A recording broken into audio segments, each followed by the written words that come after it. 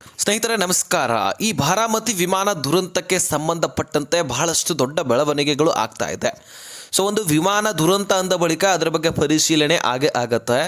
ಅದು ಎಷ್ಟರ ಮಟ್ಟಿಗೆ ಆಗತ್ತೆ ಅನ್ನುವಂಥದ್ದನ್ನು ನಾವು ಮುಂದೆ ನೋಡಬಹುದು. ಈಗ ಸದ್ಯಕ್ಕೆ ಬ್ಲ್ಯಾಕ್ ಬಾಕ್ಸ್ ವಾಯ್ಸ್ ರೆಕಾರ್ಡ್ ಕೂಡ ಪತ್ತೆ ಆಗಿದೆ. ಅಂದರೆ ಪೈಲಟ್ ಸುಮಿತ್ ಹಾಗೂ ಶಾಂಭವಿ ಕೊನೆಯ ಹಂತದಲ್ಲಿ ಆ ಕೊನೆಯ 5 ನಿಮಿಷದಲ್ಲಿ ಇನ್ನೇನು ಬ್ಲಾಸ್ಟ್ ಆಗತ್ತೆ, ಅಂದರೆ ಒಂದು ವಿಮಾನ ಏನಿದೆಯಲ್ಲ ಕೆಳಗೆ ಲ್ಯಾಂಡ್ ಆಗುವಂತಹ ಸಂದರ್ಭದಲ್ಲಿ ಟ್ಯಾಂಕ್ ಬ್ಲಾಸ್ಟ್ ಆಗತ್ತಲ್ವ, ಅದಕ್ಕಿಂತ ಮುಂಚೆ ತಾಂತ್ರಿಕ ದೋಷ ಕಾಣಿಸಿಕೊಂಡಿತ್ತಲ್ವ, ಆ ಸಂದರ್ಭದಲ್ಲಿ ಏನೇನು ಮಾತುಕತೆ ಆಗಿದೆ ಅನ್ನುವುದರ ಬಗ್ಗೆ ವಾಯ್ಸ್ ರೆಕಾರ್ಡ್ ಒಂದು ಪತ್ತೆ ಆಗಿದೆ. ಆ ಕೊನೆಯ 5 ನಿಮಿಷಗಳ ಬಗ್ಗೆ ಈ ಒಂದು ವಿಡಿಯೋದಲ್ಲಿ ಚರ್ಚೆ ಮಾಡೋಣ. ಕೊನೆಯ ಪಕ್ಷದಲ್ಲಿ ಏನೇನು ಆಯಿತು, ಈ ದುರಂತಕ್ಕೆ ಸಂಬಂಧಪಟ್ಟಂತಹ ಡೀಟೇಲ್ಸು, ಈಗ ಏನೇನು ಕಲೆಕ್ಟ್ ಆಗಿದೆ, ಏನೇನು ಬೆಳವಣಿಗೆ ಆಗಿದೆ, ಅದೆಲ್ಲವನ್ನು ಕೂಡ ನೋಡ್ತಾ ಹೋಗೋಣ. ಸೊ ನೀವು ಈ ಒಂದು ವಿಡಿಯೋನ ಆದಷ್ಟು ಕೊನೆವರೆಗೂ ವಾಚ್ ಮಾಡಿ. ಸಾಮಾನ್ಯವಾಗಿ ಈಗ ವಿಮಾನಗಳು ಬ್ಲಾಸ್ಟ್ ಆಯ್ತಂತ ಅನ್ಕೊಳ್ಳಿ, ಅದರಲ್ಲಿ ಮುಖ್ಯವಾಗಿ ಪೈಲಟ್ಗಳ ಬಗ್ಗೆನೇ ಮಾತುಕತೆ ಆಗುತ್ತೆ. ಯಾಕಂದರೆ ಸರಿಯಾಗಿ ವಿಮಾನವನ್ನು ಚಲಾಯಿಸ್ತಾ ಇರಲಿಲ್ಲ, ಅಥವಾ ತಾಂತ್ರಿಕ ದೋಷ ಆಯಿತಾ, ಪೈಲಟ್ಗಳ ಕಂಟ್ರೋಲ್ಗೆ ಬರಲಿಲ್ಲ, ಈ ರೀತಿ ಪೈಲಟ್ಗಳ ಮೇಲೆ ಧೋರಣೆ ಬರುತ್ತೆ. ಅದೇ ರೀತಿಯಾಗಿ ಇನ್ನಿತರ ಕಾರಣಗಳು ಕೂಡ ಕಾಣಿಸ್ಕೊಳ್ತಾವೆ. ಸೊ ಮುಖ್ಯವಾಗಿ ಈ ಪೈಲಟ್ಗಳ ಬಗ್ಗೆ ನಾವು ಹೆಚ್ಚಾಗಿ ಚರ್ಚೆ ಮಾಡಬೇಕಾಗಿದೆ. ರಾಜಕಾರಣಿಗಳ ಒತ್ತಡ ಕಾರಣಕ್ಕಾಗಿಯೋ ಅಥವಾ ಕಾರ್ಯಕ್ರಮಗಳಿರ್ತವೆ ರಾಜಕಾರಣಿಗಳು, ಅದಕ್ಕಾಗಿಯೋ ಅಥವಾ ಪ್ರಚಾರಗಳಿರ್ತವೆ ರಾಜಕಾರಣಿಗಳದು. ಸೊ ಆ ಕಾರಣಕ್ಕಾಗಿಯೋ ಈ ಪೈಲಟ್ಗಳು ಎಷ್ಟೋ ಬಾರಿ ಒತ್ತಡಕ್ಕೆ ಒಂದು ಒಳಗಾಗ್ತಾರೆ.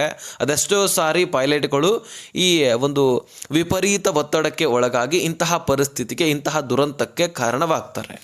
ಇಲ್ಲಿ ತುಂಬ ಬಾರಿನೂ ಕೂಡ ತಮ್ಮ ಜೀವ ಅಪಾಯದಲ್ಲಿದೆ ಅಂತ ಗೊತ್ತಿದ್ರೂ ಸಹಿತ ಆ ವಿಮಾನವನ್ನು ಚಲಾಯಿಸ್ತಾನೆ ಇರ್ತಾರೆ. ಯಾಕಂದರೆ ಪರಿಸ್ಥಿತಿ, ತಾವು ಮಾಡಬೇಕಾಗಿರ್ತಕ್ಕಂತಹ ಕರ್ತವ್ಯ, ಇದರೆಲ್ಲದರ ಮೇರೆಗೆ ಪೈಲಟ್ಗಳು ತಮ್ಮ ವಿಮಾನವನ್ನು ಚಲಾಯಿಸ್ತಾನೆ ಇರ್ತಾರೆ, ಅಥವಾ ಹೆಲಿಕಾಪ್ಟರ್ಗಳನ್ನು ಚಲಾಯಿಸ್ತಾ ಇರ್ತಾರೆ.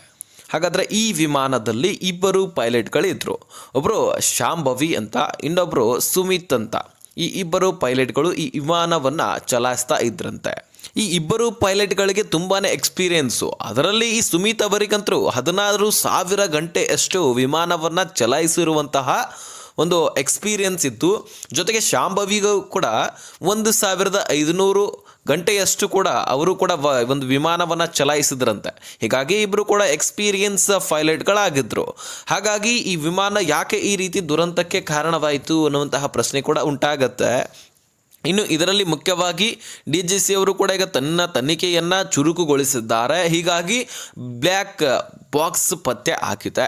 ಈ ಬ್ಲ್ಯಾಕ್ ಬಾಕ್ಸ್ ವಿಚಾರಣೆಗಾಗಿ ಒಂದು ತನಿಖೆಯನ್ನು ಮಾಡಲಾಗ್ತಾ ಇದೆ. ಹಾಗಾದರೆ ಈ ಬ್ಲ್ಯಾಕ್ ಬಾಕ್ಸ್ ಅಂದರೆ ಏನು ಅಂತ ನೀವು ಕೇಳಬಹುದು. ಕ್ಯಾಪಿಟ್ ವಾಯ್ಸ್ ರಿಕಾರ್ಡರ್ ಹಾಗೆ ಡೇಟಾ ರಿಕಾರ್ಡರ್ ಎಲ್ಲವೂ ಕೂಡ ಕಂಪ್ಲೀಟ್ ಆಗಿ ಸಿಗುತ್ತೆ ಈ ಬ್ಲ್ಯಾಕ್ ಬಾಕ್ಸಿಂದಾಗಿ. ಹೀಗಾಗಿ ಪೈಲಟ್ಗಳು ಈ ದುರಂತ ಸಂಭವಿಸುವುದಕ್ಕಿಂತ ಮುಂಚೆ ಏನೇನು ಮಾತನಾಡಿದ್ದಾರೆ ಅನ್ನುವಂಥದ್ದು ಅಲ್ಲಿ ರೆಕಾರ್ಡ್ ಆಗಿರುತ್ತೆ. ಜೊತೆಗೆ ತಾಂತ್ರಿಕ ದೋಷ ಆಗಿತ್ತಾ, ಅಥವಾ ಪೈಲಟ್ಗಳ ಅಚಾತುರ್ಯವ, ಅಥವಾ ವಾತಾವರಣದಲ್ಲಿ ಏನಾದರೂ ಬದಲಾವಣೆಗಳು ಆಗಿದೆಯಾ ಅನ್ನುವಂಥದ್ರ ಬಗ್ಗೆ ಕ್ಲಿಯರ್ ಫೀಚರ್ ಸಿಗತ್ತೆ. ಇದು ಬಹಳಷ್ಟು ಟೈಮ್ ಕೂಡ ತೆಗೆದುಕೊಳ್ಳಬಹುದು, ಅಥವಾ ಕಡಿಮೆ ಸಮಯದಲ್ಲಿ ವಿಚಾರಣೆ ಆಗಬಹುದು. ಯಾಕಂದರೆ ಈಗಾಗಲೇ ಅಹಮದಾಬಾದ್ನಲ್ಲಿ ಕೂಡ ವಿಮಾನ ದುರಂತ ಆಗಿತ್ತು, ನಿಮಗೆ ಗೊತ್ತಿದೆ. 260 ಜನ ತನ್ನ ಪ್ರಾಣವನ್ನು ಕಳ್ಕೊಂಡಿದ್ರು, ಜೀವಂತ ದಹನರಾಗಿದ್ದರು ಅಂತ ಹೇಳಬಹುದು ಇಲ್ಲಿ. ಸೊ ಆ ಒಂದು ವಿಚಾರ ಇಲ್ಲಿವರೆಗೂ ಕೂಡ ತನಿಖೆ ಆಗ್ತಾ ಇದೆ. ಯಾವುದೇ ಅದಕ್ಕೆ ಒಂದು ಸುಳಿವು ಸಿಕ್ಕಿಲ್ಲ, ಅದ ವಿಚಾರ ಇನ್ನೂ ಕೂಡ ಬಗೆಹರಿದಿಲ್ಲ. ಸೊ ಹೀಗಾಗಿ ಈ ವಿಮಾನ ದುರಂತವು ಕೂಡ ಎಲ್ಲಿವರೆಗೂ ಕೂಡ ಹೊರಟೋಗುತ್ತೆ ಎನ್ನುವಂಥದ್ದು ನಾವು ಕಾಯ್ದು ನೋಡಬೇಕು. ಸದ್ಯಕ್ಕೆ ಈ ಬೆಳವಣಿಗೆ ಹಾಗೆ ಹೀಗೆ ಅಂತ ಚರ್ಚೆ ಆಗ್ತಾ ಇದೆ. ಈ ಪೈಲಟ್ಗಳ ಬಗ್ಗೆ ಏನಾಗಿದೆ ಅನ್ನುವಂಥದ್ದನ್ನು ನಾವು ನೋಡ್ತಾ ಹೋಗೋಣ. ಇದಕ್ಕೆ ಸಂಬಂಧಪಟ್ಟಂತೆ ವಾಯ್ಸ್ ರಿಕಾರ್ಡರ್ ಏನು ಪತ್ತೆ ಆಗಿದೆ ಅದನ್ನು ನೋಡ್ತಾ ಹೋಗೋದಾದರೆ, ಸುಮಿತ್ ಅವರು ಮೇಡ್ ಕಾಲನ್ನೇ ಕೊಟ್ಟಿಲ್ಲ, ಅಂದರೆ ಕೊನೆಯ ಸಂದೇಶವನ್ನೇ ಇಲ್ಲಿ ಕೊಟ್ಟಿಲ್ಲ. ತುರ್ತು ಸಂದೇಶ ಅಂತ ನಾವು ಕರಿತೀವಿ. ಲಾಸ್ಟ್ ಕೊನೆಯ ಸಂದೇಶ, ಯಾವುದೇ ರೀತಿಯಾದಂತಹ ಒಂದು ಹೇಳಿಕೆಯನ್ನು ಇಲ್ಲಿ ಕೊಟ್ಟಿಲ್ಲ. ಹಾಗಾದರೆ ಈ ಕೊನೆಯ ಸಂದೇಶ ಕೊಟ್ಟಿಲ್ಲ ಅಂದರೆ ದುರಂತ ಆಗತ್ತಾ? ಹಾಗೇನಿಲ್ಲ. ಈ ರೀತಿ ಕೊನೆಯ ಸಂದೇಶ ಕೊಡದೇ ಇದ್ದರೂ ಸಹಿತ ಸಾಕಷ್ಟು ಬಾರಿ ವಿಮಾನಗಳು ಲ್ಯಾಂಡ್ ಆಗಿರುವಂತಹ ಉದಾಹರಣೆಗಳು ಇದ್ದಾವೆ. ಅಂದರೆ ತುರ್ತು ಸಂದೇಶ ಅಂದರೆ ಹೀಗಾಗ್ತಾ ಇದೆ, ಈ ರೀತಿ ತಾಂತ್ರಿಕ ದೋಷ ಕಂಡು ಬಂದಿದೆ, ಸೊ ಹಾಗಾದರೆ ಈ ವಿಮಾನ ಲ್ಯಾಂಡ್ ಸರಿಯಾಗಿ ಆಗ್ತಾ ಇಲ್ಲ, ಈ ರೀತಿ ತೊಂದರೆ ಉಂಟಾಗಿದೆ ಅನ್ನುವಂಥದ್ರ ಬಗ್ಗೆ ಒಂದು ಮೇಡೆ ಕಾಲನ್ನು ಆ ವಿಮಾನವನ್ನು ಚಲಾಯಿಸ್ತಾ ಇರ್ತಕ್ಕಂತಹ ಪೈಲಟ್ಗಳು ಕೊಡ್ತಾ ಇರ್ತಾರೆ.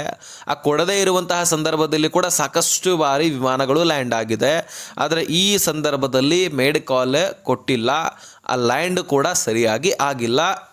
ಯಾವ ರೀತಿಯಾಗಿ ಅನುಮಾನಗಳು ಉಂಟಾಗ್ತಾ ಇದೆ ಅಂದರೆ, ಸಂದೇಶಗಳು ಬರ್ತಾ ಇದೆ ಅಂದರೆ, ಮೇಡೆ ಕಾಲ್ ಕೊಡುವಷ್ಟು ಕೂಡ ಸಮಯವಿರಲಿಲ್ಲ, ಡೈರೆಕ್ಟಾಗಿ ಭೂಮಿಗೆ ಬಂದು ಅಪ್ಪಳಿಸಿ ಬಿಟ್ಟಿದೆ ಎನ್ನಲಾಗ್ತಾ ಇದೆ. ಹೌದು, ಈ ತುರ್ತು ಸಂದೇಶ ಕೊಡ್ತಾರಲ್ವ, ಈ ರೀತಿ ಆಗ್ತಾ ಇದೆ ಎನ್ನುವಂಥದ್ರ ಬಗ್ಗೆ ಆ ರೀತಿ ಕೊಡಲಿಕ್ಕೂ ಕೂಡ ಸಮಯವಿಲ್ಲ, ಗಾಬರಿ ಆಗಿಬಿಟ್ಟಿದ್ರು ಅನ್ಸುತ್ತೆ. ಸೊ ಆ ಸಂದರ್ಭದಲ್ಲಿ ಡೈರೆಕ್ಟಾಗಿ ಭೂಮಿಗೆ ಬಂದು ಈ ವಿಮಾನ ಅಪ್ಪಳಿಸಿಬಿಟ್ಟಿದೆ, ಟ್ಯಾಂಕ್ ಒಡೆದು ಹೋಗಿದೆ, ಹೀಗಾಗಿ ಬ್ಲಾಸ್ಟ್ ಆಗಿಬಿಟ್ಟಿದೆ. ಆದರೆ ಪೈಲಟ್ ಶಾಂಭವಿ ಅವರ ರಿಯಾಕ್ಷನ್ ಇಲ್ಲಿ ವಾಯ್ಸ್ ರೆಕಾರ್ಡರ್ ಪತ್ತೆ ಆಗಿದೆ.